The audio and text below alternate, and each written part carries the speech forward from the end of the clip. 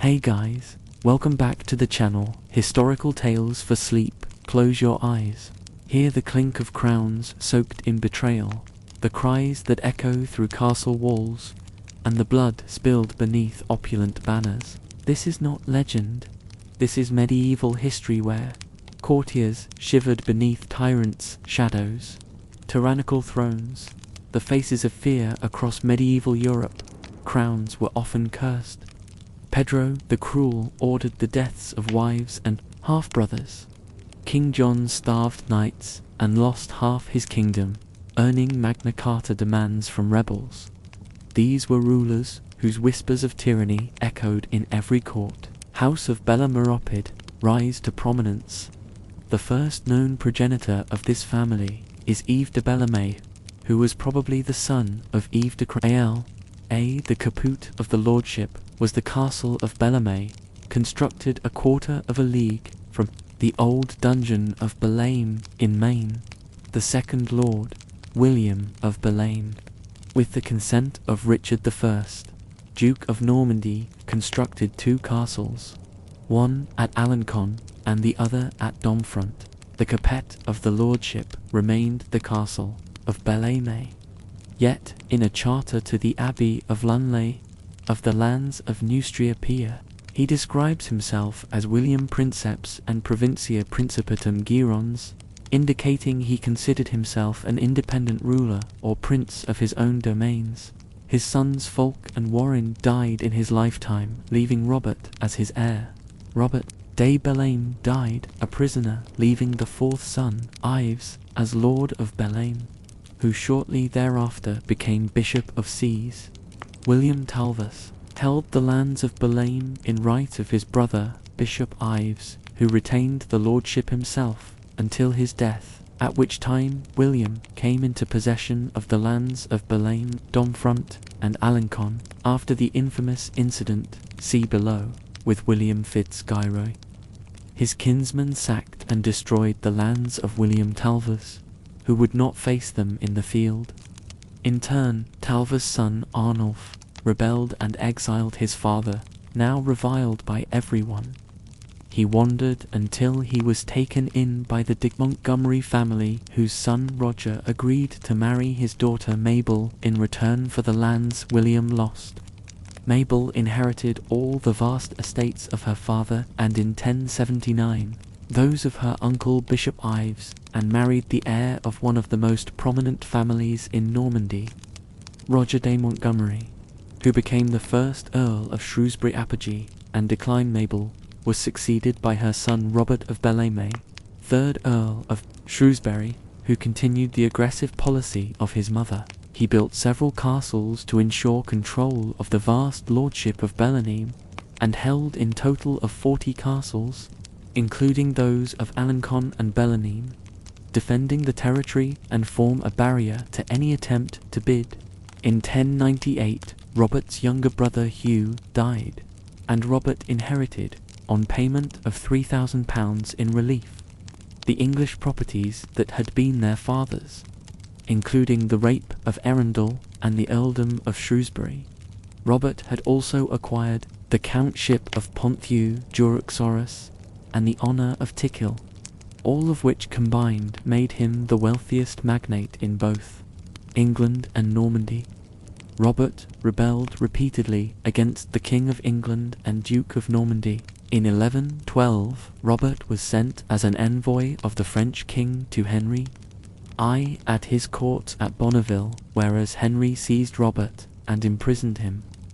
Robert spent the rest of his life as a prisoner. The exact date of his death is not known. Family bishops. Stephen, as early as the latter half of the 10th century, members of this family held the bishoprics of Le Mans and Sees. Sinthroy Segenfridas sought the bishopric of Le Mans and offered Jacquerie I, Count of Anjou, the hamlet of Coulanges and the villa of de Cessacourt-Zillan, including all fiscal rights if he could use his influence. Jacquerie interceded with King Lothair to obtain the see for Sinefroy, who became Bishop See, 972-71.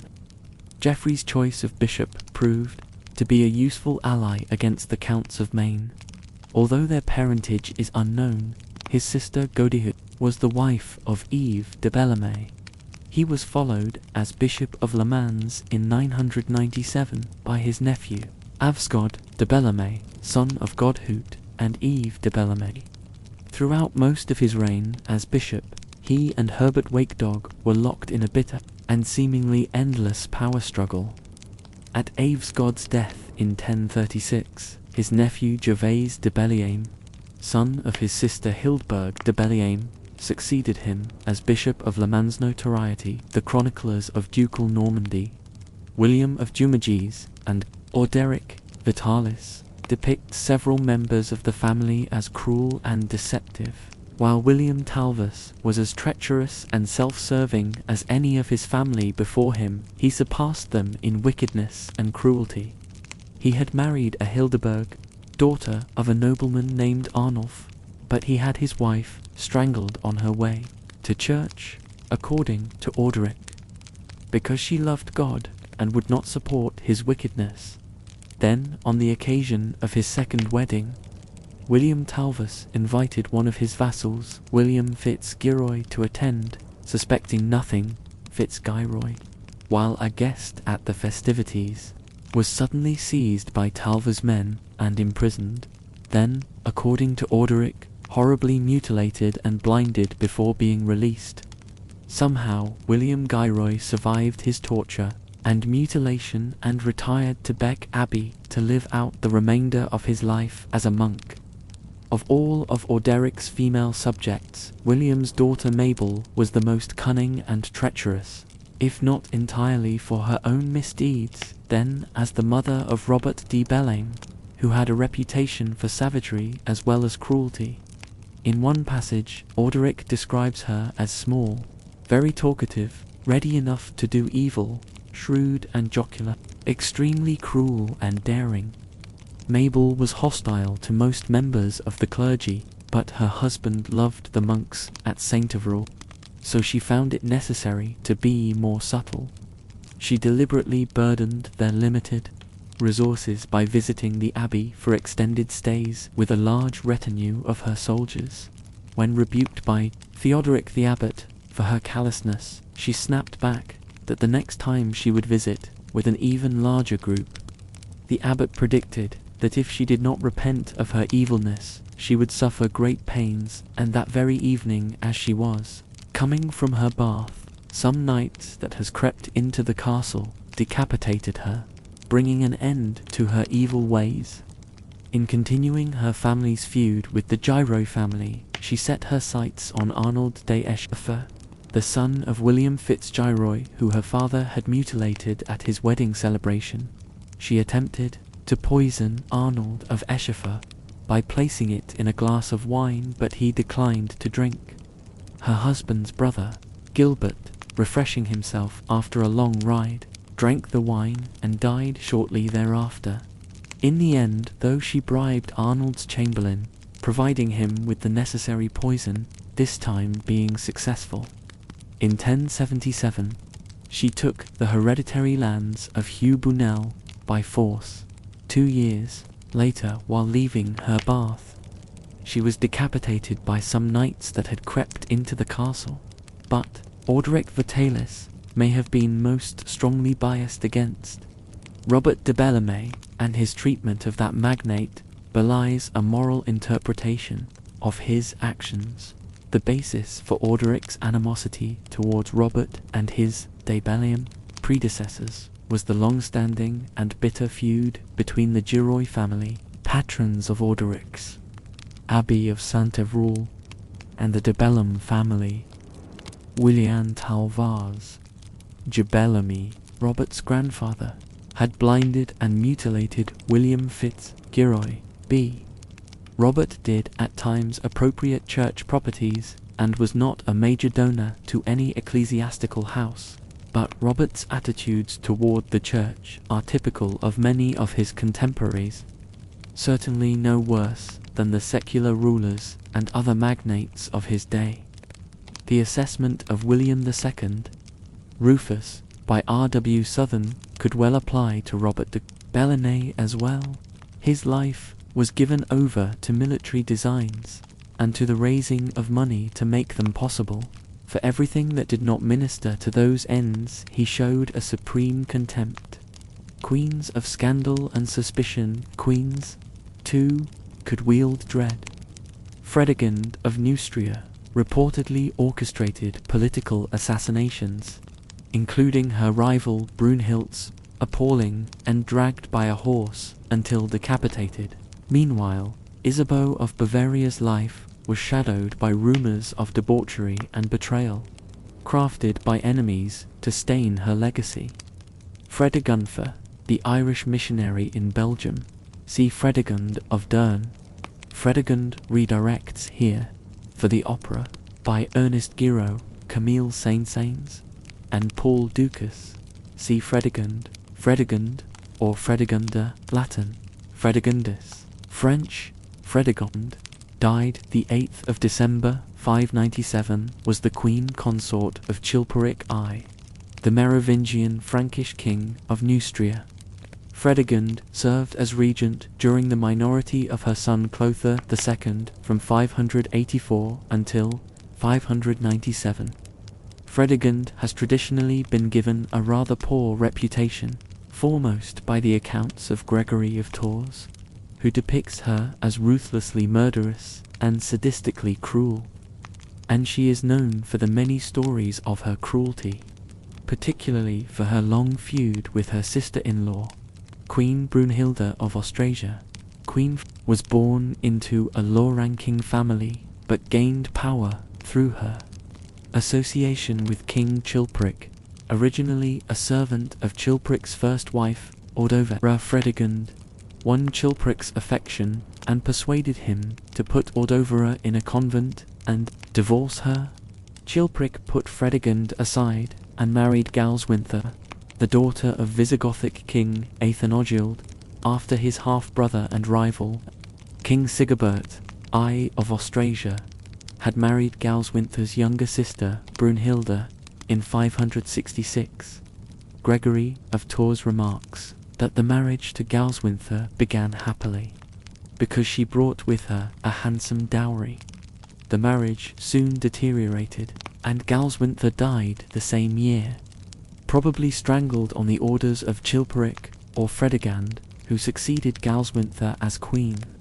Galswintha's sister, Brunhilda, however, began a feud which lasted more than 40 years. Gregory of Tours suggests that the queen had committed adultery.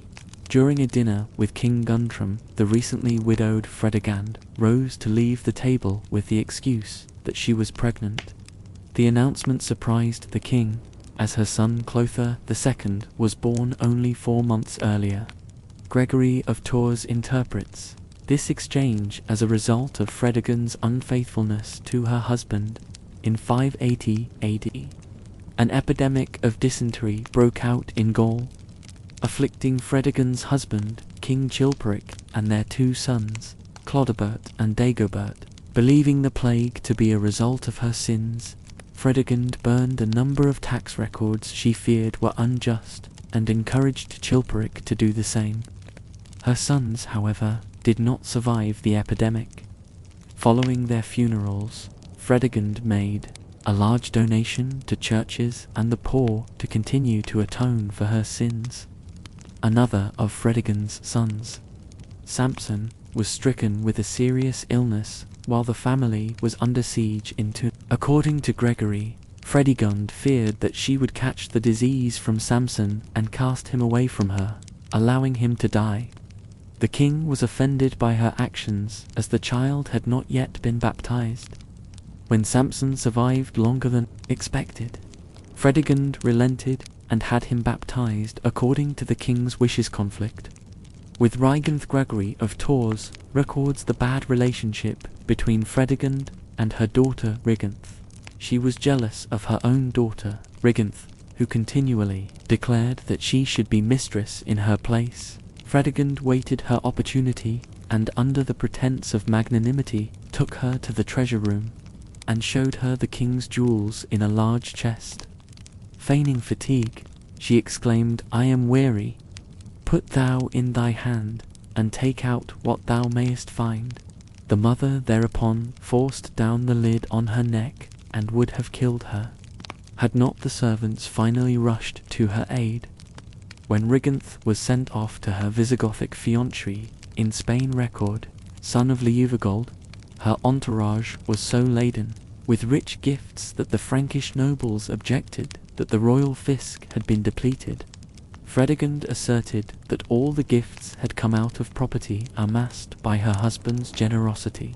On the long journey, Riganth's retainers repeatedly robbed and abandoned her, and by the time she reached Toulouse, there was little left. When Chilperic died in 584 AD, Desiderias of Aquitaine went to Toulouse to secure the remaining treasure. The Neustrian ex-domesticus, Lunardis, travelled to the Cathedral of Paris, where the Queen was staying, to relay the news of Riganth's capture. By Gregory's account, Fredegund was so enraged at Lunardis's message that she ordered his public humiliation in the centre of the church. She had him beaten, chained, and jailed along with the cooks and bakers who accompanied him on the journey. She stopped short of killing him, however, due to his political status in the regency upon the death of Chilperic in 584. Fredegund became regent during the minority of her infant son Clothar II. She took sanctuary in the Cathedral of Paris. After obtaining the protection of King Guntram, she ensured that her son Clothar's claim to the throne of Neustria was recognized by his subjects. She would then reside north of Rouen during the latter half of her life. The political situation between Neustria and Austrasia and Burgundy broke down into full-on conflict. In these wars, she took on the role of commander and led the Neustrian armies to victory on multiple occasions religant during Fredegund's regency. She maintained the support of the clergy. According to Gregory Hafund, it was found that a core group of a dozen bishoprics in northern Gaul remained loyal to Fredegund and Clothar. Hafund also notes that Fredegund was shown to have granted financial patronage to the Bishop of Le Mans, in his testament of 616. Bishop Bertram of Le Mans acknowledges that he originally received the villa of Banels in Étampes as a gift from Fredegund and her young son Clothar too, for whom she served as regent.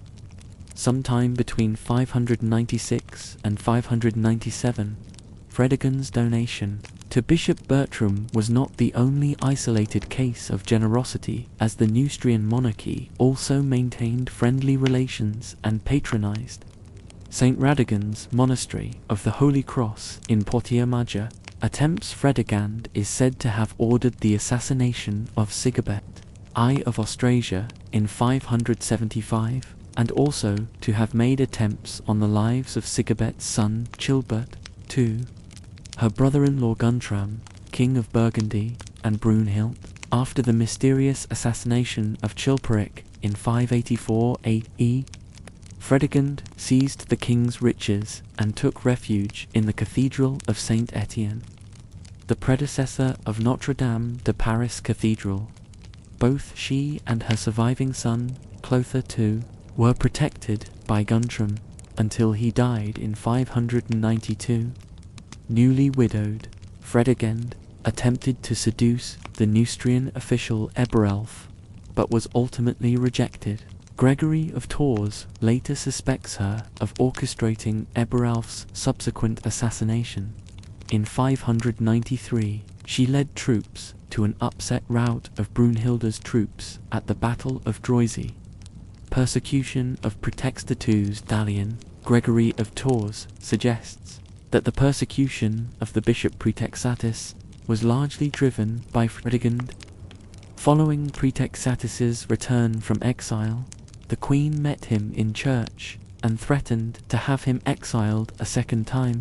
However, the bishop was not concerned because he believed he would receive his reward in heaven, whereas Fredegund would be punished in hell. In 586, Fredegund ordered the assassination of Praetextatus and had one of her agents stab him during Easter Mass.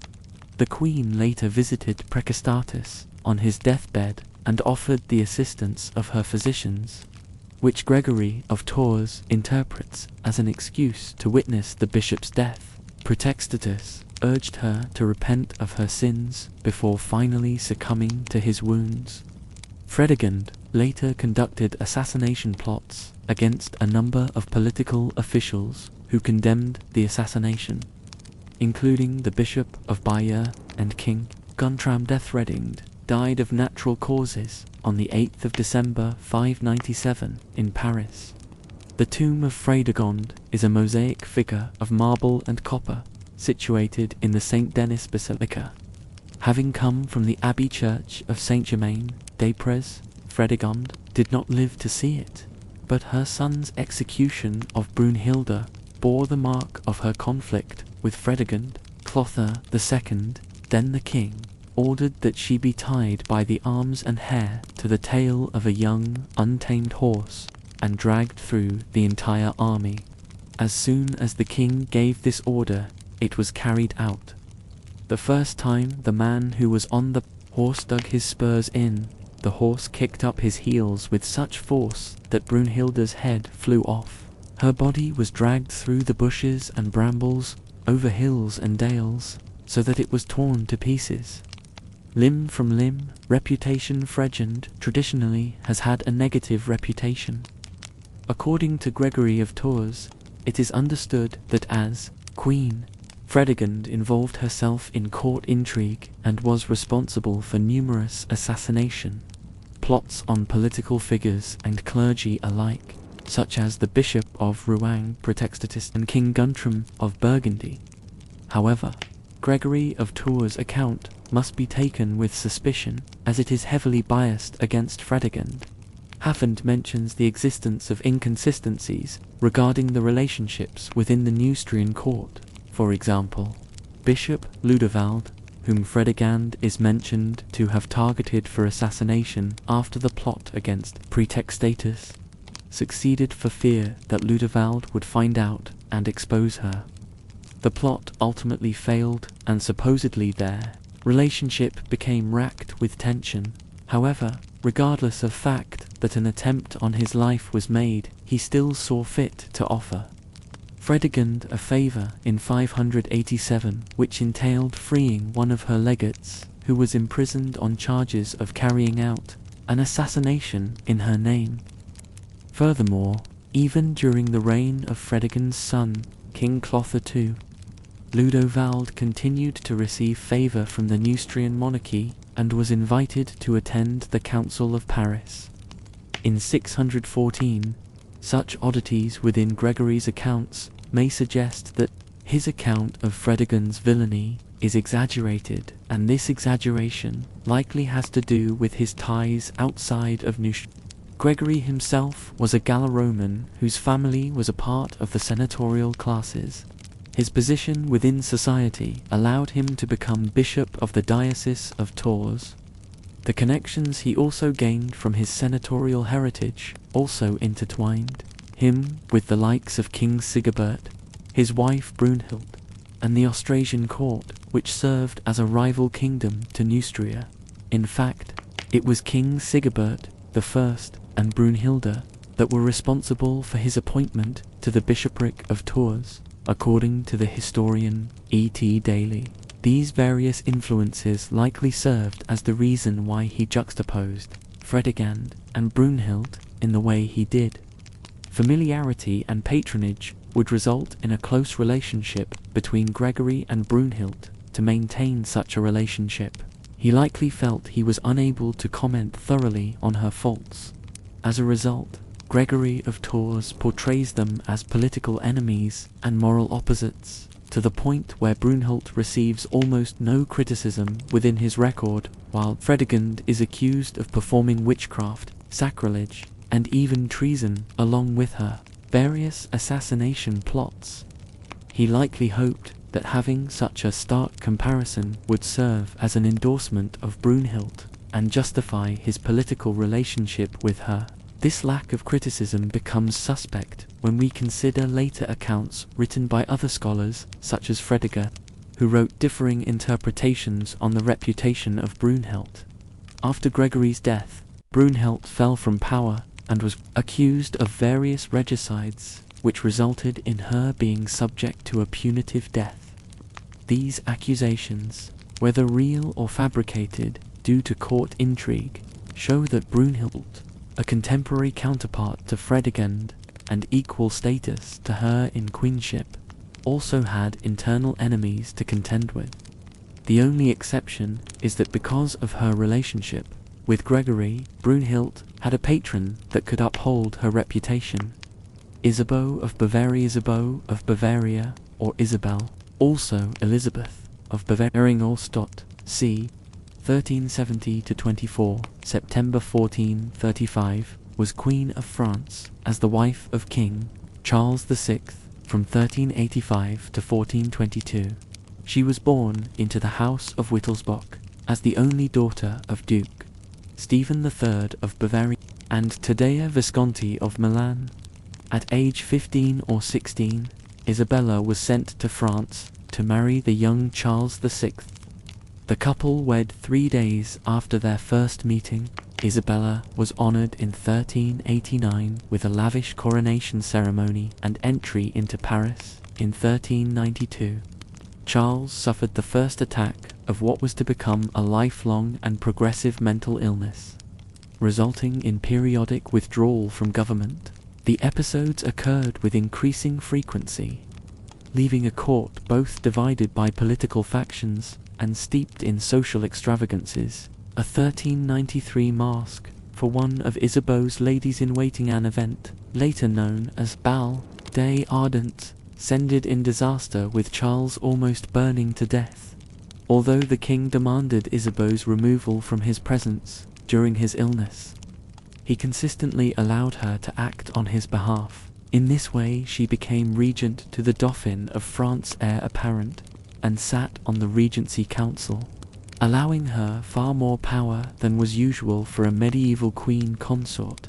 Charles' illness created a power vacuum that eventually led to the Armagnac-Burgundian civil war between supporters of his brother Louis I, Duke of Orleans, and the royal dukes of Burgundy, Philip the Bold and John the Fearless. Isabeau shifted allegiances as she chose the most favourable paths for the heir to the throne. When she followed the Armagnacs, the Burgundians accused her of adultery with the Duke of Orleans. When she sided with the Burgundians, the Armagnacs removed her from Paris, and she was imprisoned. In 1407, John the Fearless assassinated Orleans, sparking hostilities between the factions. The war ended soon after Isabeau's son. Charles had John assassinated in 1419, an act that saw him disinherited. Isabeau attended the 1420 signing of the Treaty of Troyes, which decided that the English king should inherit the French crown after the death of her husband. She lived in English-occupied Paris until her death in 1435. Isabeau was popularly seen as a spendthrift and irresponsible philanderess.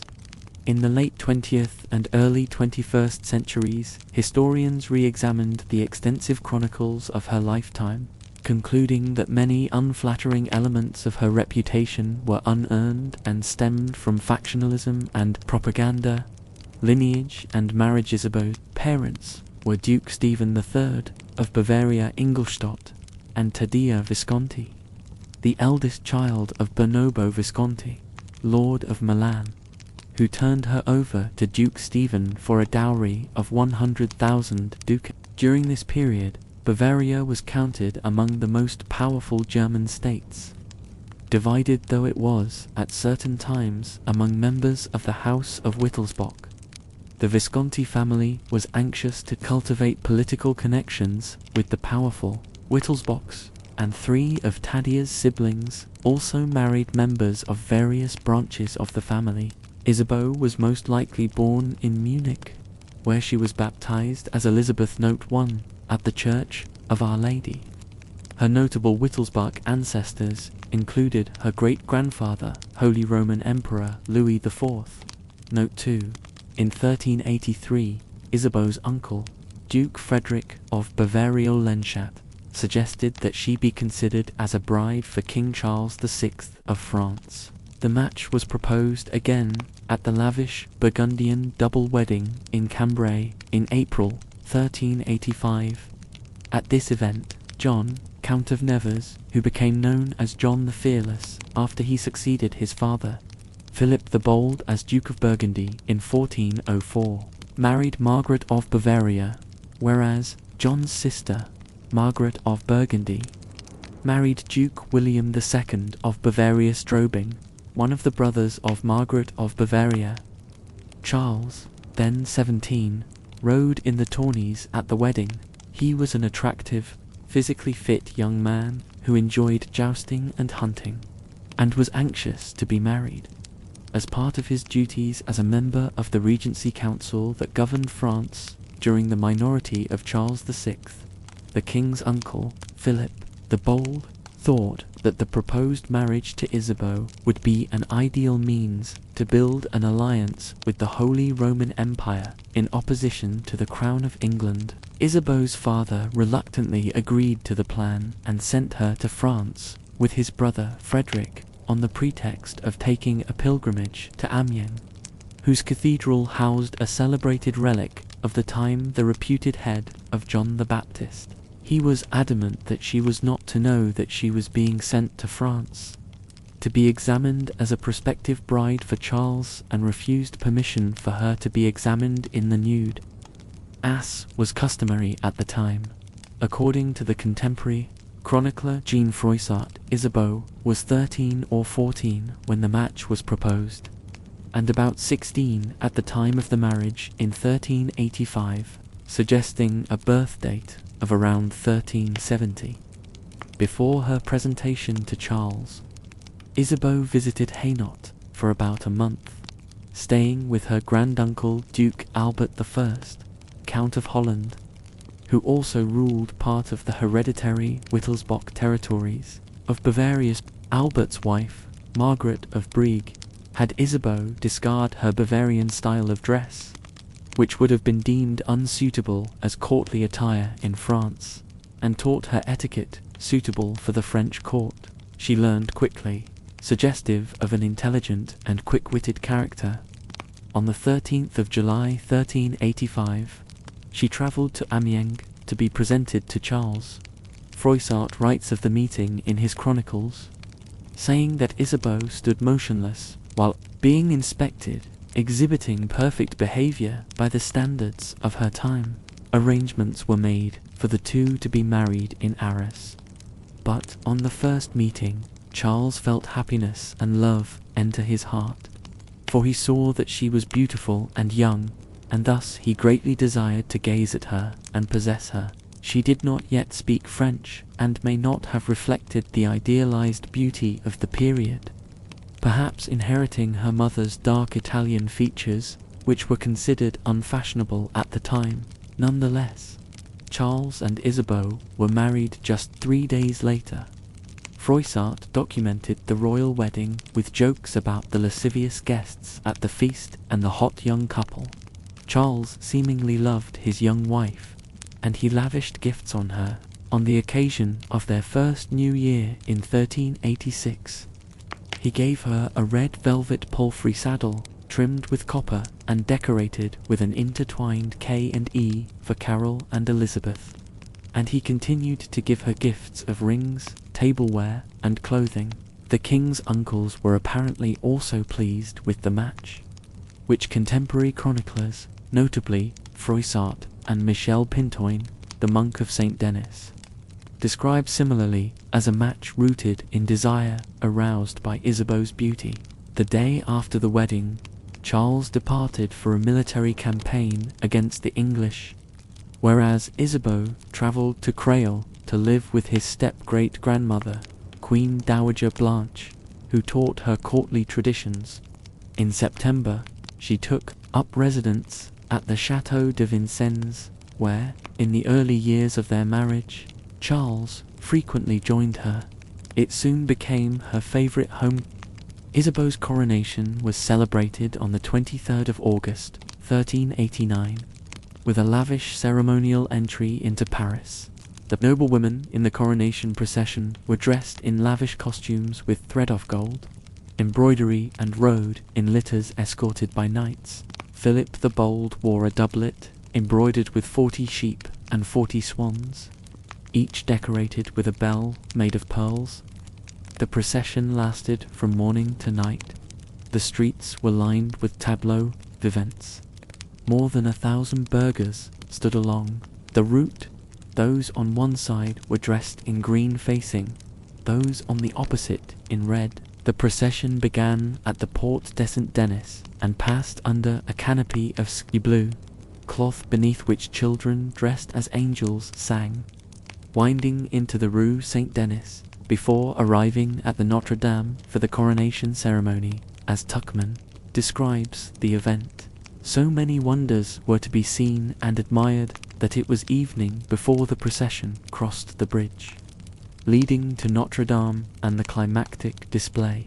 As Isabeau crossed the Grand Pont to Notre Dame, a person dressed as an angel descended from the church by mechanical means and passed through an opening of the hangings of blue taffeta with golden fleurs de lis, which covered the bridge, and put a crown on her head.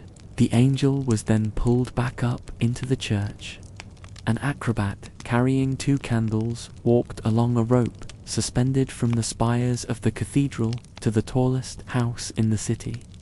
After Isabeau's crowning, the procession made its way back from the cathedral along a route lit by 500 candles. They were greeted by a royal feast and a progression of narrative pageants, complete with a depiction of the fall of Troy. Isabeau, then 7 months pregnant, nearly fainted from heat on the first of the 5 days of festivities. To pay for the extravagant event, taxes were raised in Paris 2 months later. The illness of Charles VIII, 1392. Charles suffered the first of what was to become a lifelong series of bouts of insanity when, on a hot August day outside Le Mans, he attacked his retinue, including his brother Orleans, killing 4 men. After the attack, he fell into a coma that lasted for days. Few believed he would recover. His uncles, the Dukes of Burgundy and Berry, took advantage of his illness to seize power quickly by re-establishing themselves as regents and dissolving the so-called Marmouset Council, a group of clerics and lesser nobles who had advised Charles V. The uncles of Charles VI ruled France as members of a regency council during his minority between 1380 and 1388. The Marmosets then returned as royal councillors until Charles VI became ill. The king's sudden onset of insanity was seen by some as a sign of divine anger and punishment, and by others as the result of magic. Modern historians speculate that he may have suffered from the onset of paranoid schizophrenia. The comatose king was returned to Le Mans, where Guillaume de Harsigny, a venerable 92-year-old physician, was summoned to treat him. Charles regained consciousness and his fever subsided. He was gradually returned to Paris in September. Harsigny recommended a program of amusements to assist the king's recovery. A member of the court suggested that Charles surprise Isabeau and the other ladies by joining a group of courtiers who would disguise themselves as wild men and invade the masquerade celebrating the remarriage of Isabeau's lady-in-waiting, Catherine de Festavorin. This came to be known as the Bal des Ardents, the Ball of the Burning Men. Charles was almost killed, and 4 of the dancers burned to death when a spark from a torch brought by the Duke of Orleans, the king's brother, lit one of the dancers' costumes on fire. The disaster undermined confidence in king's capacity to rule. Parisians considered it proof of courtly decadence and threatened to rebel against the more powerful members of the nobility.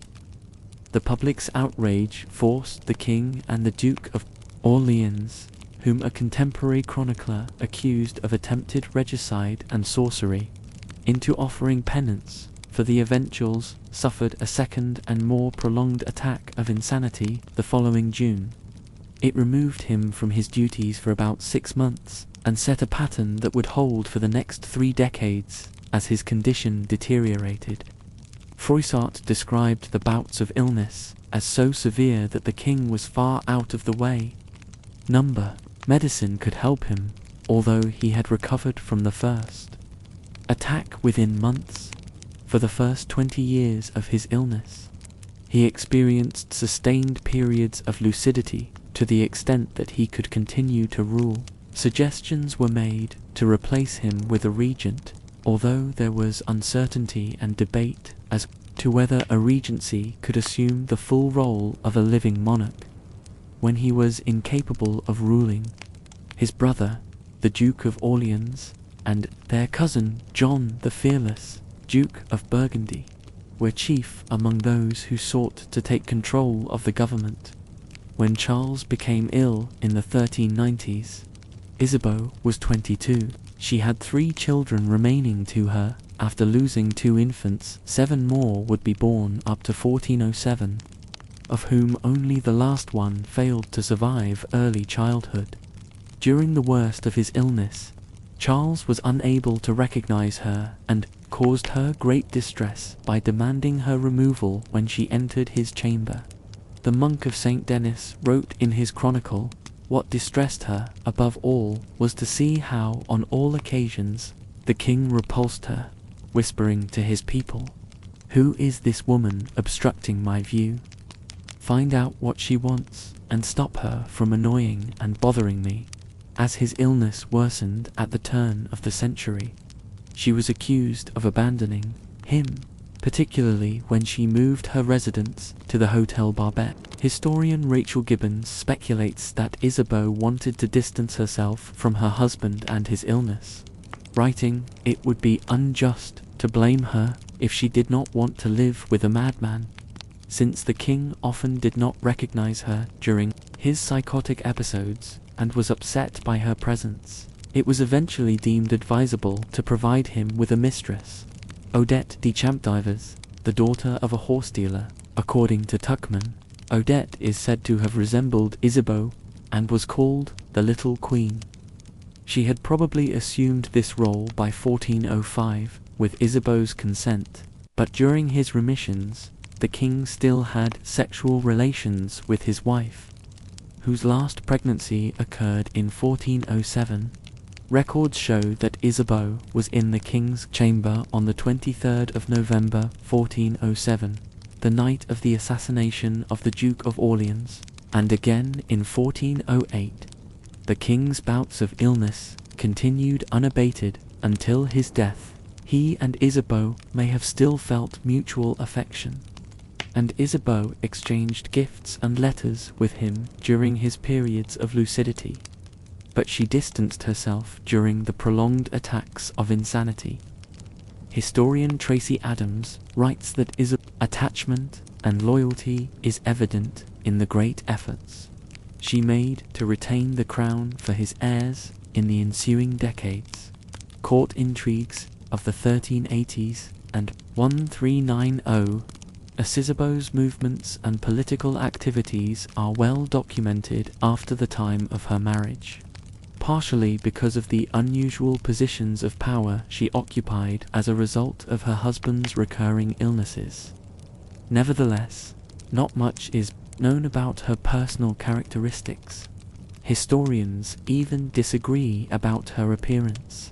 She is variously described as small and brunette, or tall and blonde. Contemporaneous evidence is contradictory. Chroniclers said of her either that she was beautiful and hypnotic, or so obese through dropsy that she was crippled. Note 3. Despite her continuous residence in France from the time of her marriage, as a teenager, she spoke with a heavy German accent that never diminished. Tuckman describes this as giving her an alien cast at the French court. Tracy Adams describes Isabeau as a talented diplomat who navigated court politics with ease, grace, and charisma. Charles VI attained sole control of the monarchy when was crowned king in 1387.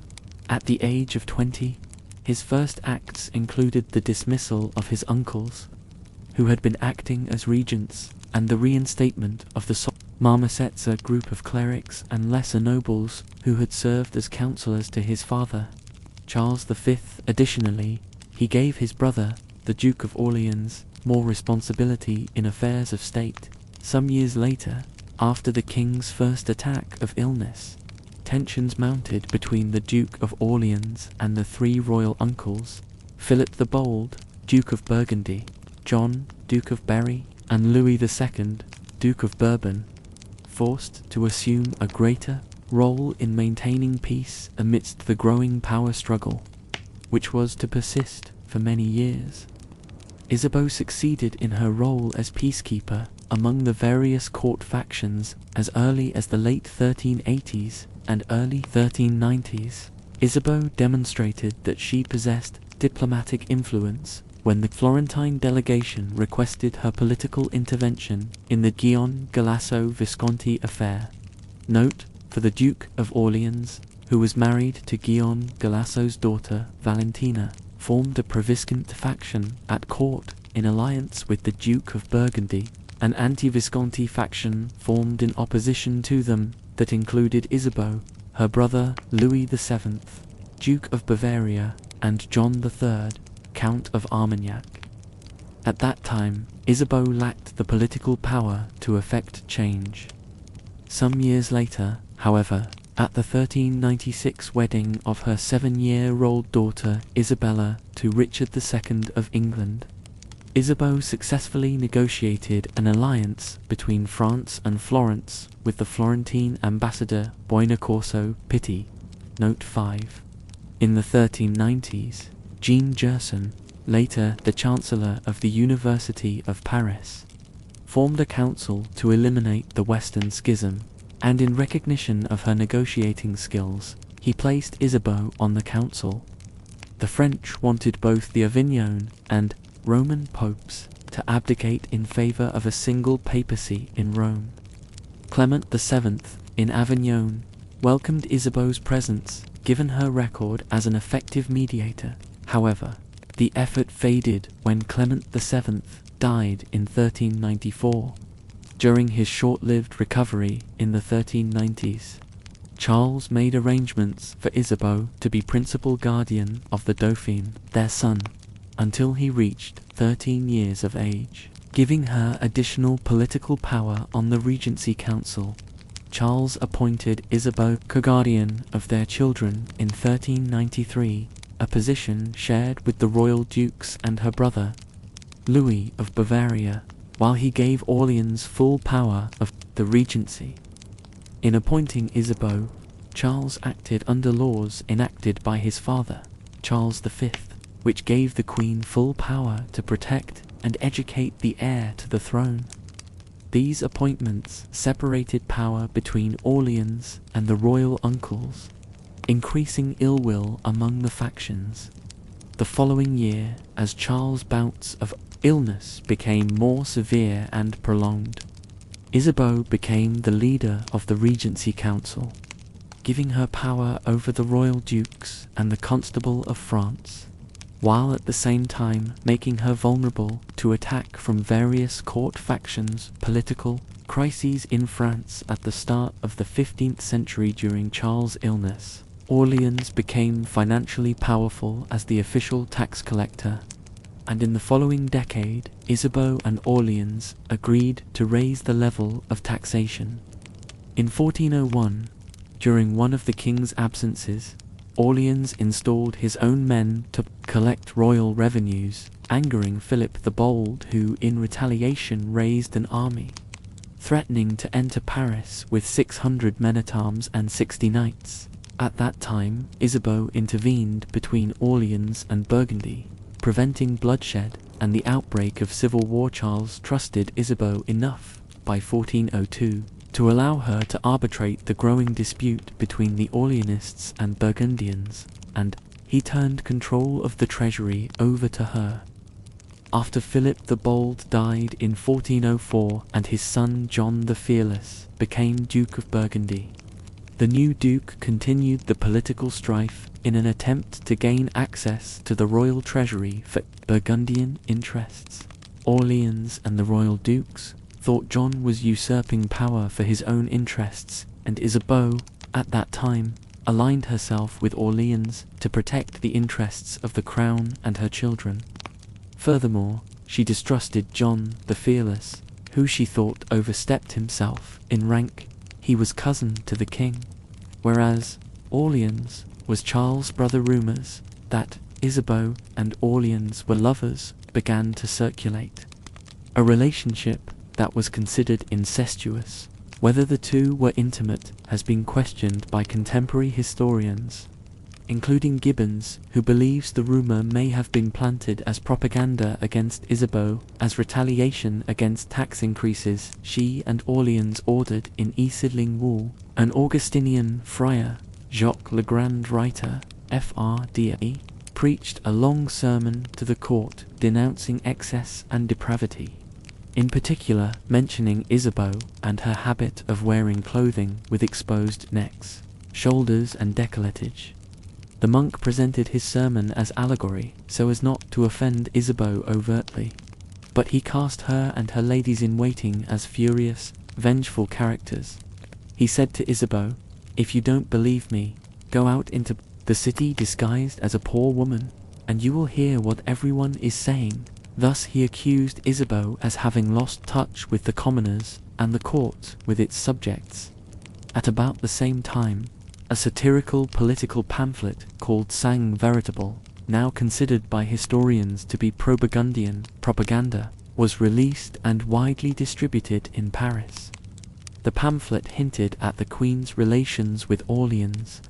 John the Fearless accused Isabeau and Orleans of fiscal mismanagement and again demanded money for himself, in recompense for the loss of royal revenues after his father's death. An estimated half of Philip the Bold's revenues had come from the French treasury.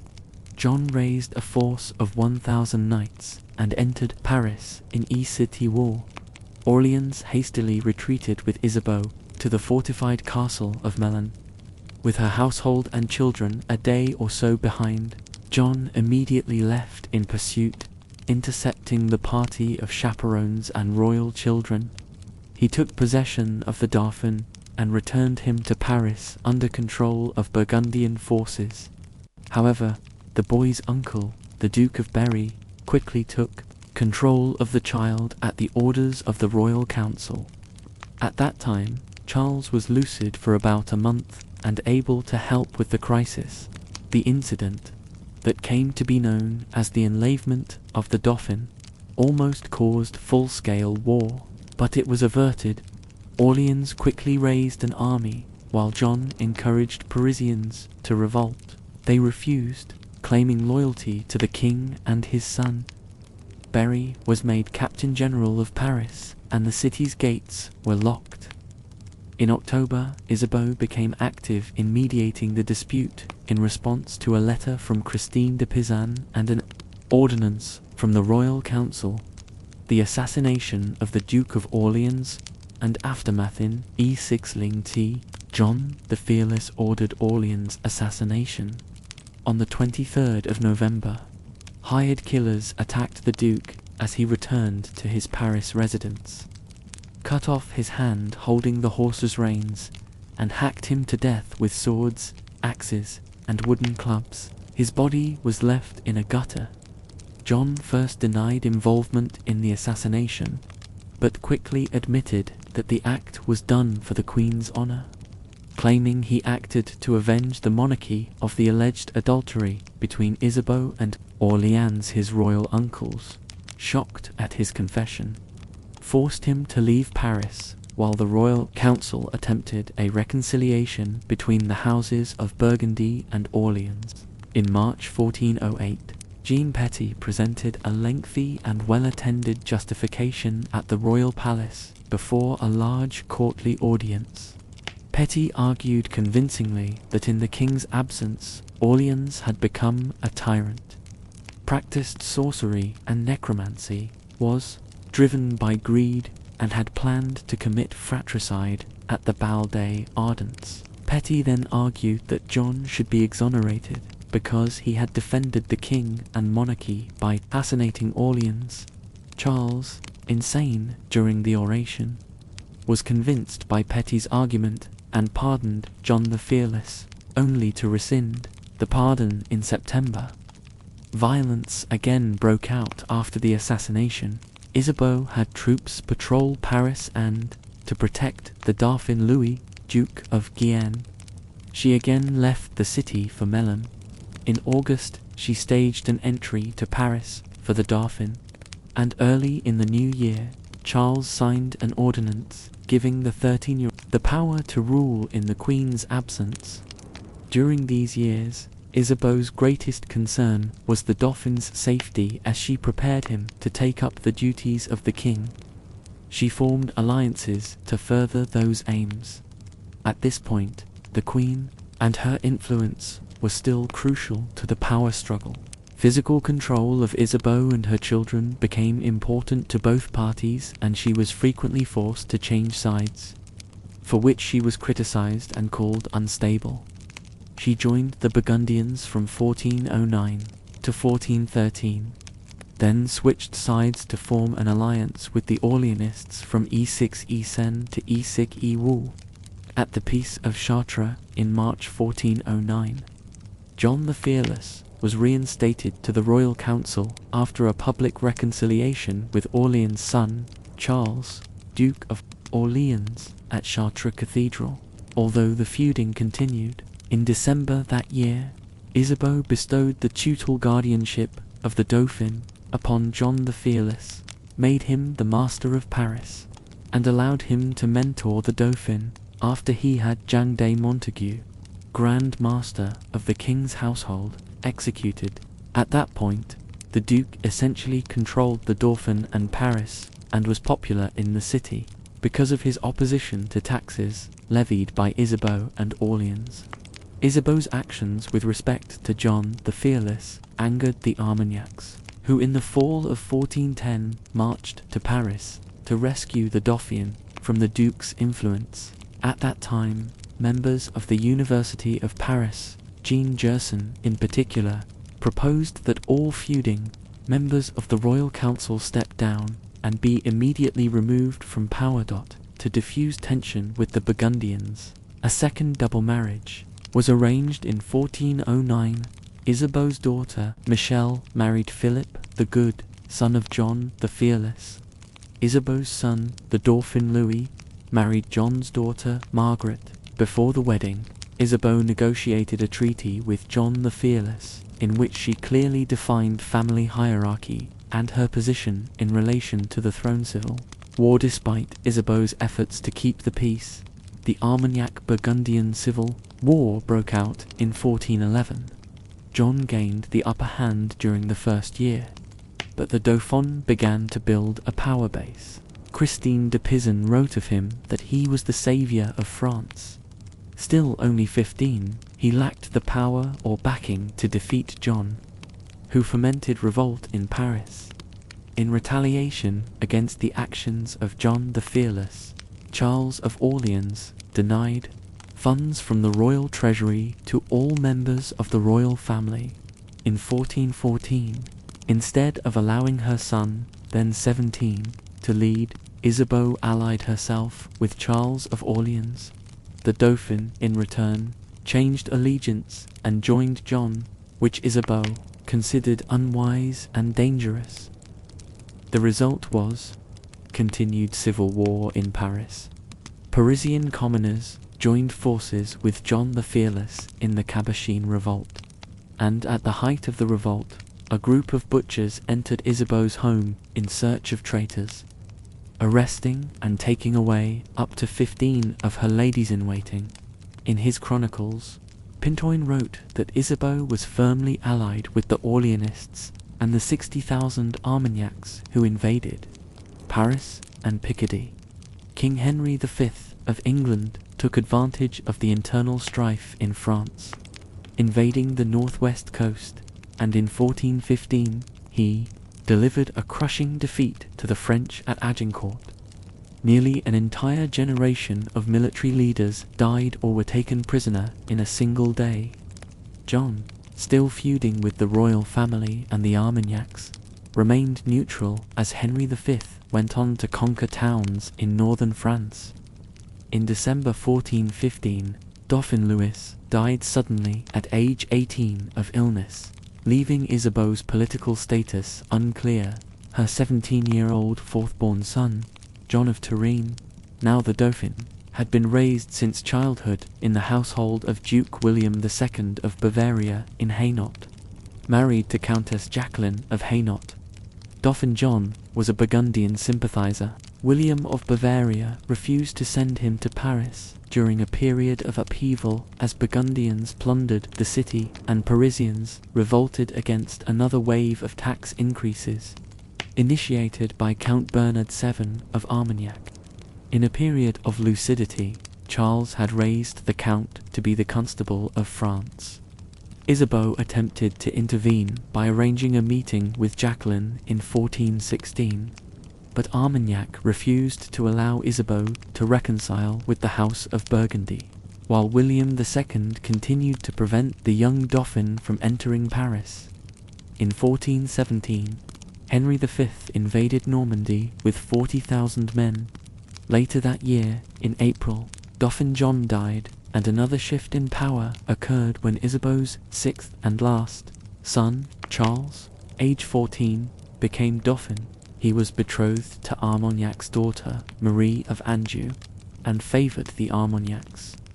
At that time, Armagnac imprisoned Isabeau in Tours, confiscating her personal property, clothing, jewels and money, dismantling her household and separating her from the younger children as well as her ladies in. She secured her freedom in November with the help of the Duke of Burgundy. Accounts of her release very monstrolate writes that Burgundy delivered her to Troyes, and Pintoin that the Duke negotiated Isabeau's release to gain control of her authority. Isabeau maintained her alliance with Burgundy from that period until the Treaty of Troyes in 1420. Isabeau at first assumed the role of sole regent, but in January 1418 yielded her position to John the Fearless. Together Isabeau and John abolished Parliament Chambre des Comtes and turned to securing control of Paris and the king. John took control of Paris by force on 28 May 1418, slaughtering Armagnacs. The Dauphin fled the city. According to Chronicle, the Dauphin refused Isabeau's invitation to join her in an entry to Paris. She entered the city with John on the 14th of July. Shortly after he assumed the title of Dauphin, Charles negotiated a truce with John in Pouilly. Charles then requested a private meeting with John on the 10th of September 1419 at a bridge in Montereau, promising his personal guarantee of protection. The meeting, however, was a ploy to assassinate John, whom Charles hacked to death on the bridge. His father, King Charles, immediately disinherited his son. The civil war ended after John's death. The Dauphin's actions fueled more rumour about his legitimacy, and his disinheritance set the stage for the Treaty of Troyes. The Treaty of Troyes and Isabeau's later years. By 1419, Henry V had occupied much of Normandy and demanded an oath of allegiance from the residents. The new Duke of Burgundy, Philip the Good, allied with the English, putting enormous pressure on France and Isabeau, who remained loyal to the king. In 1420, Henry sent an emissary to confer with the Queen, after which, according to Adams, Isabeau ceded to what must have been a persuasively posed argument by Henry V's messenger. France had effectively been left without an heir to the throne, even before the Treaty of Troyes. Charles VI had disinherited the Dauphin, whom he considered responsible for breaking the peace for his involvement in the assassination of the Duke of Burgundy. He wrote in 1420 of the Dauphin that he had rendered himself unworthy to succeed to the throne or any other title. Charles of Orleans, next in line as heir under Salic law, had been taken prisoner at the Battle of Agincourt and was kept in captivity in London in the absence of an official heir to the throne. Isabeau accompanied King Charles to sign the Treaty of Troyes in May 1420. Gibbons writes that the treaty only confirmed the Dauphin's outlaw status. The king's illness prevented him from appearing at the signing of the treaty, forcing Isabeau to stand in for him, which, according to Gibbons, gave her perpetual responsibility in having sworn away France for many centuries. Isabeau stood accused of relinquishing the crown because of the treaty. Under the terms of the treaty, Charles remained as King of France, but Henry V, who married Charles and Isabeau's daughter, Catherine, was allowed to keep control of the territories he conquered in Normandy and was to be Charles' successor. Governing France with the Duke of Burgundy, Isabeau was to live in English-controlled Paris. Charles VI died in October 1422, as Henry V had died earlier the same year. His infant son by Catherine, Henry VI, was proclaimed King of France according to the terms of the Treaty of Troyes, with the Duke of Bedford acting as regent. Rumours circulated about Isabeau again. Some chronicles describe her living in a degraded state. According to Tuckman, Isabeau had a farmhouse built in St. Ouen, where she looked after livestock, and in her later years, during a lucid episode, Charles arrested one of her lovers, whom he tortured, then drowned in the Seine. Desmond Seward writes, it was the disinherited Dauphin who had the man killed, described as a former lover of Isabeau, as well as a poisoner and wife murderer. Charles kept him as a favourite at his court until ordering his drowning. Rumours about Isabeau's promiscuity flourished, which Adams attributes to English propaganda intended to secure England's grasp on the throne. An allegorical pamphlet called Pastolet was published in the mid-1420s painting Isabeau and Orleans as lovers. During the same period, Isabeau was contrasted with Joan of Arc, considered virginally pure, in the allegedly popular saying, even as France had been lost by a woman, it would be saved by a woman. Adams writes that Joan of Arc has been attributed with the words France, having been lost by a woman, would be restored by a virgin. But neither saying can be substantiated by contemporary documentation or chronicles. In 1429, when Isabeau lived in English-occupied Paris, the accusation was again put forth that Charles VII was not the son of Charles VI. At that time, with two contenders for the French throne, the young Henry VI and disinherited Charles, this could have been propaganda to prop up the English claim. Furthermore, gossip spread that Joan of Arc was Isabeau and Orleans' illegitimate daughter. Rumour Gibbons finds improbable because Joan of Arc almost certainly was not born for some years after Orleans' assassination. Stories circulated that the Dauphins were murdered and attempts were made to poison the other children, all of which added to Isabeau's reputation of one of history's great villains. Isabeau was removed from political influence and retired to live in the Hotel St. Paul with her brother's second wife, Catherine of Alencon. She was accompanied by her ladies-in-waiting Amélie von Orthenburg and Madame de Moy, the latter of whom had travelled from Germany and had stayed with her as Dame d'Honneur since 1409. Isabeau possibly died there in late September 1435. Her death and funeral were documented by Jean Chartier, member of St. Denis Abbey, who may well have been an eyewitness. Reputation and legacy. Isabeau was dismissed by historians in the past as a wanton, weak, and indecisive leader. Modern historians now see her as taking an unusually active leadership role for a queen of her period. Forced to take responsibility as a direct result of Charles' illness, Her critics accepted skewed interpretations of her role in the negotiations with England, resulting in the Treaty of Troyes, and in the rumours of her marital infidelity with Orleans. Gibbons writes that a queen's duty was to secure the succession to the crown and look after her husband. Historians described Isabeau as having failed in both respects. Gibbons goes on to say that even her physical appearance is uncertain. Depictions of her vary depending on whether she was to be portrayed as good or evil. Rumoured to be a bad mother, she was accused of incest, moral corruption, treason, avarice, and profligacy, political aspirations and involvements. Adams writes that historians reassessed her reputation in the late 20th century, exonerating her of many of the accusations seen particularly in Gibbon's scholarship. Furthermore, Adams admits she believed the allegations against Isabeau until she delved into contemporary chronicles. There she found little evidence against the queen, except that many of the rumours came from only a few passages, and in particular from Pintoin's propaganda writing. After the onset of the king's illness, a common belief was that Charles' mental illness and inability to rule were due to Isabeau's witchcraft.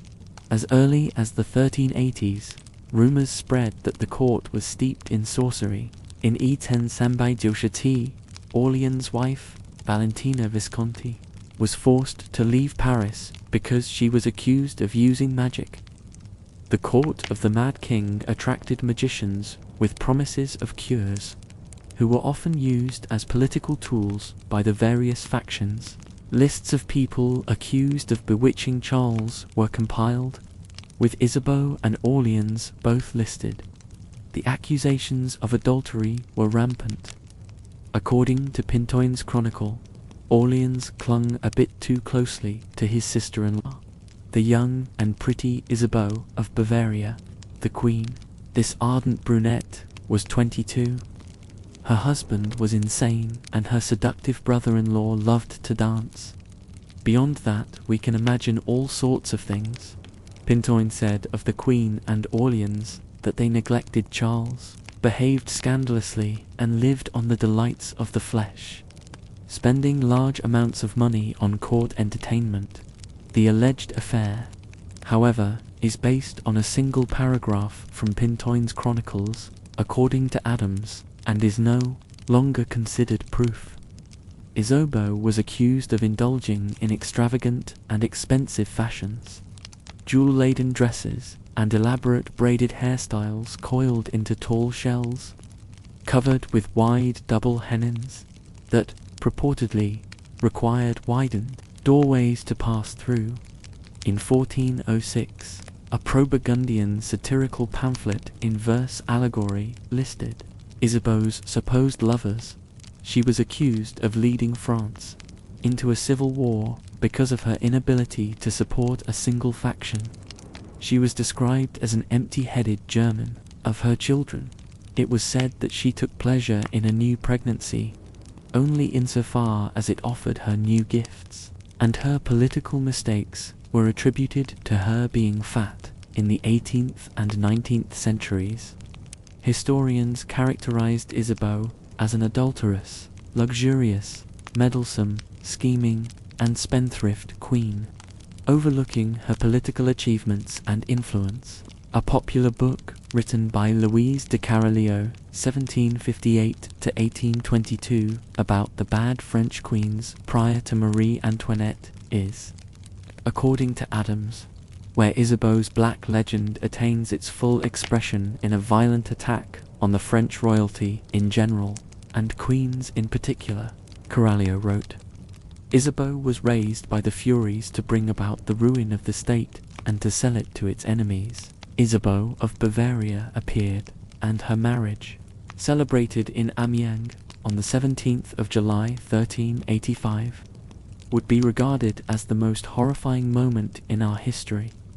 Isabeau was painted as Orleans' passionate lover, and the inspiration for the Marquis de Sade's unpublished 1813 novel Histoire secrète de Sabol de Bavaria, Reign de France, about which Adams writes, submitting the Queen to his ideology of gallantry. The Marquis de Sade gives her rapaciousness, a cold and calculating violence, a woman who carefully manages her greed for maximum gratification. She goes on to say that de Sade admitted to being perfectly aware that the charges against the Queen are without ground. Like many of the Valois, Isabeau was an appreciative art collector. She loved jewels and was responsible for the commissions of particularly lavish pieces of ronde-bus, a newly developed technique of making enamel-covered gold pieces. Documentation suggests she commissioned several fine pieces of tableau d'or from Parisian goldsmiths in 1404. Isabeau gave Charles a spectacular ronde-bus, known as the Little Golden Horse Shrine, or Golden's Rossel, now part of the treasure of the Marian Shrine of Altity in Bavaria.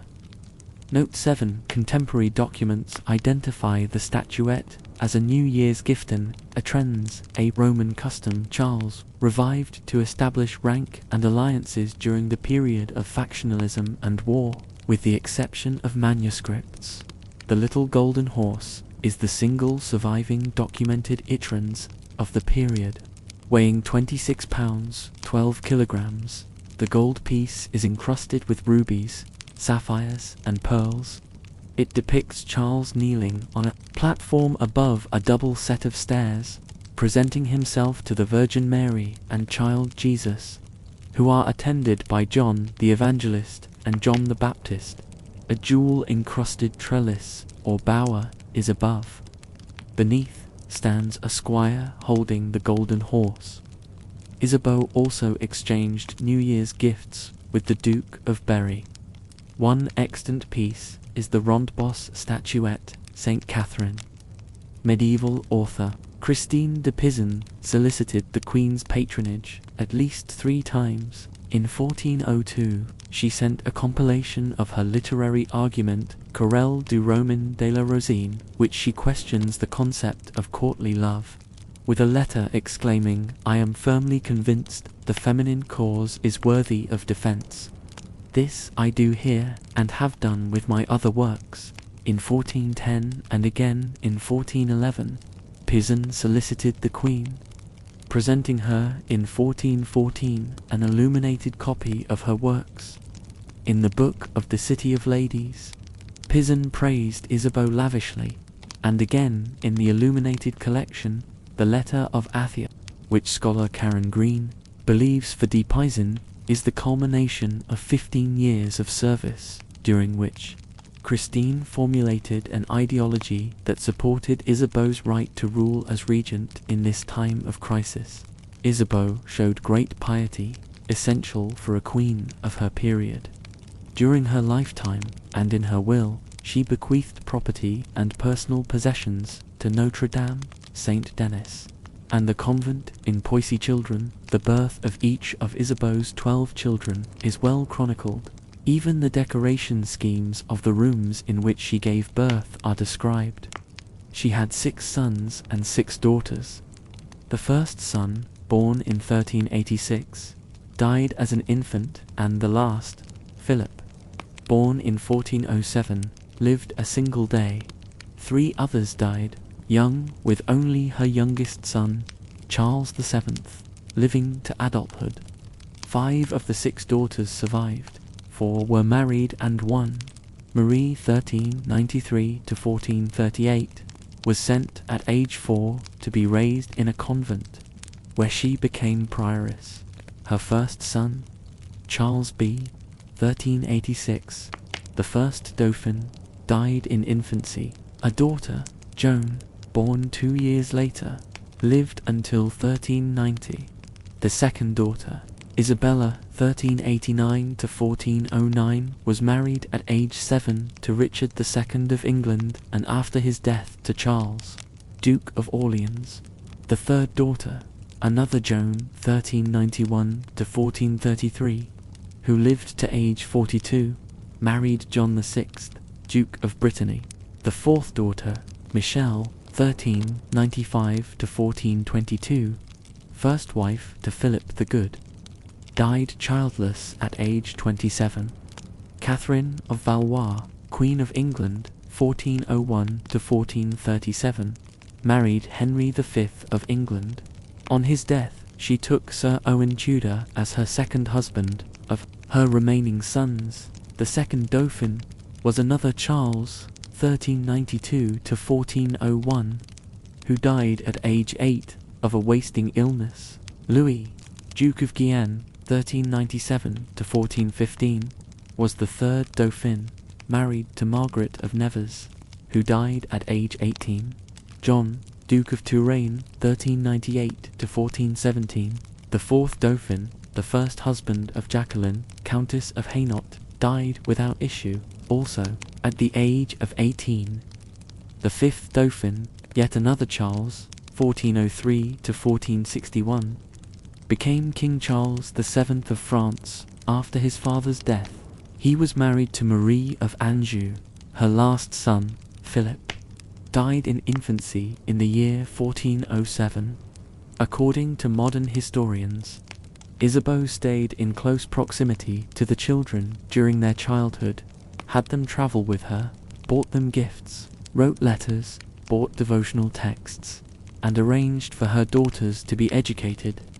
She resisted separation and reacted against having her sons sent to other households to live, as was the custom at the time. Pintoin records that she was dismayed at the marriage contract that stipulated her third surviving son, John, be sent to live in Hainaut. She maintained relationships with her daughters after their marriages, writing letters to them frequently. She sent them out of Paris during an outbreak of plague, staying behind herself with the youngest infant, John, too young to travel. The Celestines allowed whenever and as often as she liked. She and her children could enter the monastery and church. Their vineyards and gardens, both for devotion and for entertainment and pleasure of herself and her children. Violence as law, bloodshed, and retribution when the throne trembled. The battlefield spoke in blood. Post-Poitiers France erupted in the peasant revolt known as the Jacquerie nobles roasted alive. Castles burned in revenge. Power and violence were inseparable in a kingdom where justice came barrel by barrel of steel. Jacquerie was a popular revolt by peasants that took place in northern France in the early summer of 1358 during the 100 Years' War. The revolt was centered in the valley of the Oise, north of Paris, and was suppressed after over 2 months of violence. This rebellion became known as the Jacquerie, because the nobles derided peasants as Jacquor, Jack Bonham, for their padded surplice, called a jake. The aristocratic chronicler Jean Froissart and his source, the Chronicle of Jean Labelle, referred to the leader of the revolt as Jake Bonham Jack Goodfellow, though in fact the Jacquerie great captain was named Gigon Cale. The word Jacquerie became a synonym of peasant uprisings in general in both English and French after the capture of the French king John II. Froissart's Bon Roi Jean Good King John by the English during the Battle of Poitiers in September 1356. Power in France devolved fruitlessly among the Estates General and John's son, the Dauphin, later Charles V. The Estates General were too divided to provide effective government, and their alliance with King Charles II of Navarre, another claimant to the French throne, provoked disunity amongst the nobles. Consequently, the prestige of the French nobility sank to a new low. The century had begun poorly for the nobles at Courtrai, the Battle of the Golden Spurs, where they fled the field and left their infantry to be hacked to pieces. They were also accused of having given up their king at the Battle of Poitiers. The passage of a law that required the peasants to defend the chateaux that were emblems of their oppression was the immediate cause of the spontaneous uprising. The law was particularly resented, as many commoners already blamed the nobility for the defeat at Poitiers. The Chronicle of Jean de Venette articulates the perceived problems between the nobility and the peasants. Yet some historians, such as Samuel K. Cohn, see the Jacquerie revolts as a reaction to a combination of short and long-term effects dating from as early as the grain crisis and famine of 1315. In addition, as a result of the temporary lull in hostilities of the 100 Years' War due to the French defeat at Poitiers, thousands of soldiers and mercenaries on both sides of the conflict found themselves without commanders or wages. Many of them responded by forming free companies, attacking both military and civilian targets such as castles and villages, often to ransom for a profit, and engaging in frequent acts of rape, looting, and murder. Their ability to do so was exacerbated by the lack of an efficient government authority in many parts of France, which left the French peasantry disillusioned with France's nobility that was perceived as failing to meet its feudal obligations. Uprising this combination of problems set the stage for a brief series of bloody rebellions in northern France in 1358. The uprisings began in a village of Saint-Lô near the Oise River, where a group of peasants met to discuss their perception that the nobles had abandoned the king at Poitiers. They shamed and despoiled the realm, and it would be a good thing to destroy them all. The account of the rising by the contemporary chronicler Jean Labelle includes a description of horrifying violence.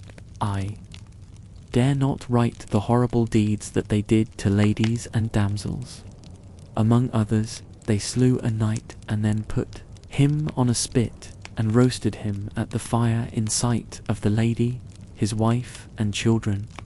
And after that, the lady was forced and raped by 10 or 12 of them, and then they made her eat of her husband, and after made her die an evil death with all her children. Examples of violence on this scale by the French peasants are offered throughout the medieval sources, including accounts by Jean de Venette and Jean Froissart, an aristocrat who was particularly unsympathetic to the peasants. Among the chroniclers, the one sympathetic to their plight is Jean de Venette, sometimes but erroneously known as the continuator of the Chronicle of Guillaume de Nanges. Jean Labelle speculated that governors and tax collectors spread the word of rebellion from village to village to inspire the peasants to rebel against the nobility. When asked as to the cause of their discontent, they apparently replied that they were just doing what they had witnessed others doing. Additionally, it seems that the rebellion contained some idea that it was possible to rid the world of nobles. Froissart's account portrays the rebels as mindless savages bent on destruction, which they wrought on over 150 noble houses and castles, murdering the families in horrific ways. The bourgeoisie of Beauvais, Senlis, Paris, Amiens, and Meaux, sorely pressed by the court party, accepted the Jacquerie, and the urban underclass were sympathetic. Village notables often provided leadership for some of the peasant bands, although in letters of pardon issued after the suppression of the rising, such individuals claimed that they were forced to do so. The Jacquerie must be seen in the context of this period of internal instability. At a time of personal government, the absence of a charismatic king was detrimental to the state. The Dauphin had to contend with roaming free companies of out-of-work mercenaries. The plotting of Charles the Bad, and the possibility of another English invasion, the Dauphin gained effective control of the realm only after the supposed surrender of the city of Paris, after the murder of the leader of the Estates General Etienne Marcel, Prévôt des Marchands, on the 31st of July, 1358. It is notable that churches were not generally the targets of peasant fury, with the possible exception of some clerics in Champagne. Suppression. The revolt was suppressed by French nobles and gentry led by the Dauphin and Charles of Navarre. cousin, brother-in-law, and mortal enemy of the regent, whose throne he was attempting to usurp. His army and the peasant force opposed each other near Mello on the 10th of June 1358, when Guillaume Cale, the leader of the rebellion, was invited to truce talks by Charles. He went to the enemy camp, where he was seized by the French nobles, who considered that the conventions and standards of chivalry did not apply to him. He was tortured and decapitated. The now leaderless army, which Froissart claimed to be 100,000 strong in his narrative, heavily influenced by chivalric romance, was ridden down by divisions of mounted knights in the ensuing Battle of Mello, and in a campaign of terror throughout Beauvais knights, squires, menatoms and mercenaries roamed the countryside lynching peasants. Another major battle transpired at Meaux, where the fortified citadel was crowded with knights and their dependents. On the 9th of June, a band of some 800 armed commoners, not the 10,000 Jacques Froissart's account, came out of Paris under the leadership of Etienne Marcel to support the rising. When the band from Paris appeared before Meaux, they were taken inhospitably by the disaffected townspeople and fed. The fortress, somewhat apart from the town, remained unassailable to captain adventurers returning from the Prussian crusade, where at Chalons, Gaston III, Count of Foix, and his noble Gascon cousin, Jean III de Grailly, the approach of their well-armed lancers encouraged the besieged nobles in the fortress, and a general rout of the Parisian force ensued. The nobles then set fire to the suburb nearest the fortress, entrapping the burghers in the flames. The mayor of Meaux and other prominent men of the city were hanged. There was a pause, and then the force led by the nobles and gentry plundered the city and churches and set fire to Meaux, which burned for 2 weeks. They then overran the countryside, burning cottages and barns and slaughtering all the peasants they could find. The reprisals continued through July and August. Senlis defended itself. Knights of County of Hainaut, County of Flanders, and Duchy of Brabant joined in the carnage, following the declaration of amnesty issued by the regent on the 10th of August 1358. Such heavy fines were assessed upon the regions that had supported the Jacquerie that a general flight ensued. Historian Barbara Tuchman says, like every insurrection of the century, it was smashed as soon as the rulers recovered their nerve, by weight of steel and the advantages of the man on horseback, and the psychological inferiority of the insurgents. The slanted but vivid account of Froissart can be balanced by the regent's letter of general amnesty, a document that comments as severely on the nobles' reaction as on the peasants' rising and omits the atrocities detailed by Froissart. It represents the men of the open country assembling spontaneously in various localities in order to deliberate on the means of resisting the English, and suddenly, as with a mutual agreement, turning fiercely on the nobles. The Jacquerie traumatized the aristocracy. In 1872, Louis Raymond de Vericourt remarked to the Royal Historical Society, "To this very day the word Jacquerie does not generally give rise to any other idea than that of a bloodthirsty, iniquitous, groundless revolt of a mass of savages. Whenever, on the continent, any agitation takes place, however slight and legitimate it may be, among the humbler classes, innumerable voices, in higher, privileged, wealthy classes, proclaim that society is threatened with a Jacquerie murder. Money and moral decay, intrigue ran thick. Alice Pers, mistress of Edward III, exploited his weakness to amass wealth repeatedly, exchanging the same jewels for cash. Her corruption earned her exile, but only temporarily. Alice Paracelsus de Salisbury, also known as Alice de Windsor, circa 1348 - 1400 firsts, was a mistress of King Edward III of England. As a result of his patronage, she became the wealthiest and most influential woman in the country. She was widely despised and accused of taking advantage of the king in his old, agely life. Alice was born around 1348. No birth record remains, but it seems that Pers was the surname of her first husband. Her ancestry has been the topic of much speculation, which is detailed below. Around 1360, at the age of 12, she married Janin Pers, a jeweler who died around 1364. Life at the royal court. Pers became a part of the household of Queen Philippa 1310-1315 to 1369 as a domicella damsel.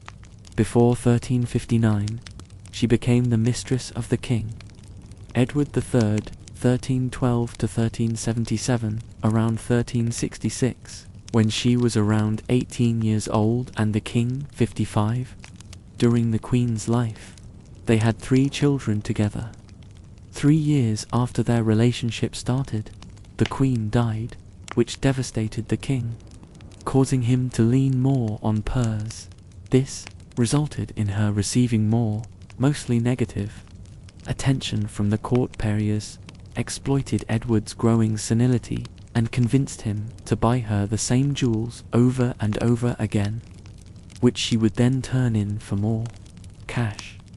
She amassed a fortune of more than £20,000 by doing so, which would be worth around £6 million as of 2016. Pers' power further grew between 1370 and 1376.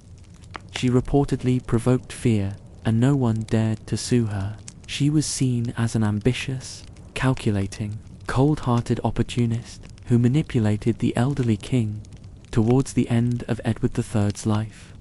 Pers was even accused of making his life miserable, and it is reported that she even stole the rings off his fingers after the king died. As the king's health was ailing, Pers contracted a secret marriage in November 1375 at the age of 27 with 53-year-old Sir William de Windsor, Baron Windsor, circa 1325 to 1384, to ensure her safety and livelihood. After Edward's death, he was the king's lieutenant in Ireland. De Windsor spent long periods of time away from England, thus making it less probable that the king would discover the marriage. The couple remained together until the death of the husband on the 15th of September 1384, but had no children. Excelin 1376. An ordinance aimed specifically at Pers set penalties for women who practiced maintenance, interfering in the due process of the law. A contemporary description of the ordinance is as follows. Because a complaint was made to the king that some women have pursued various business and disputes in the king's courts, by way of maintenance, bribing and influencing the parties, which thing displeases the king forbids any woman to do it, and especially Alice Pers, on penalty of whatever the said Pers can forfeit, and of being banished from the realm. Pers was tried for corruption and subsequently exiled from England by the Good Parliament, her lands forfeit. In May 1379, the royal treasurer Thomas Brountingham delivered 21,868 pearls, confiscated from Alice Pers, to the royal wardrobe. She was later able to return and regain some of her lands, but she would spend the rest of her life trying to get everything back. Dethborough died during the winter of 1401,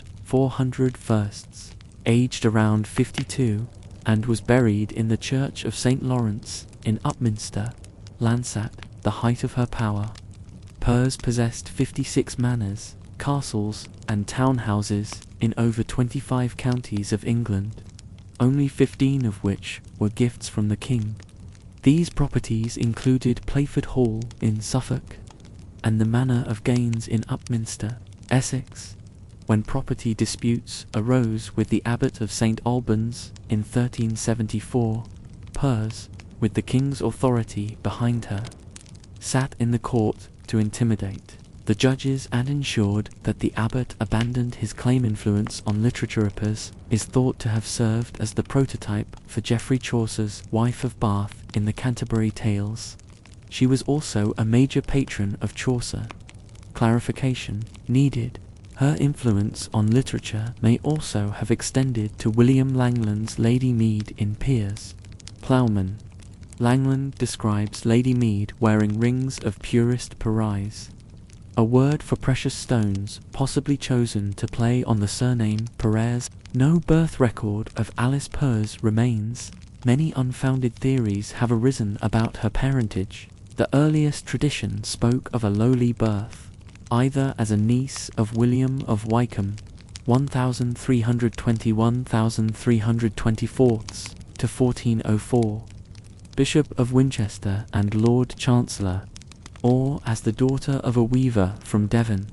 According to contemporary chronicler Thomas Walsingham, she was from the town of Henny and of low birth, as the daughter of a thatcher. Walsingham's account is often questioned because of his open hostility against the royal court and especially Pers. Other evidence suggests that her birth surname was Salisbury and that she had at least one brother, John. Later traditions established a higher birth for her. It has been suggested that she was the daughter of John Pers of Holt and wife of Sir Thomas of Narford, or the illegitimate daughter of an Earl of Warren, most likely Richard Fitzalan, 1346 to 1397, by a member of the Narford family. Haldane Brady has argued that she was the second wife of William Chaupagny of London and stepmother of Cecilia Chaupagny, the woman in whose kidnapping or rape Geoffrey Chaucer might have played a role, but this has already been disproven by Martha Powell Harley. According to the Encyclopaedia Britannica, she probably belonged to the Hertfordshire family of Pers. This would likely make her the daughter of Sir Richard Perreres. At that same time, there was a woman in England called Alice Pers. She was a shameless, impudent harlot, and of low birth, for she was the daughter of a thatcher from the town of Henny, elevated by fortune. She was not attractive or beautiful, but knew how to compensate for these defects with the seductiveness of her voice. Blind fortune elevated this woman to such heights and promoted her to a greater intimacy with the king than was proper, since she had been the maidservant and mistress of a man of Lombardy. And while the queen was still alive, the king loved this woman more than he loved the queenin. Fiction Candace Robb features Alice Pers in her medieval mysteries series, and Pers is the main protagonist in Robb's The King's Mistress, written as Emma Campion. She appears in Anya Seton's 1954 novel Catherine. Alice Pers is the main character in Venora Bennett's 2010 novel The People's Queen. She is a character in Jean Pladdy's Vow on the Heron. She is portrayed in Rebecca Gable's Das Lakillen der Fortuna, a historical novel in the German language about the time period. She is the protagonist of the 2012 novel The King's Concubine by Anne O'Brien. She also appears in The Traitor's News, the fourth novel in the Lions and Lily series by Catherine A. Wilson and Catherine T. Wilson, bloodlines that haunt legacies of fear power corrupted absolutely. Chroniclers recounted horrors such as Andronikos, the first Komnenos, feasting on torment and incest. The most evil rulers included monarchs who ordered kin murdered with chilling detachment royalty built on fear, not loyalty. The most brutal medieval monarchs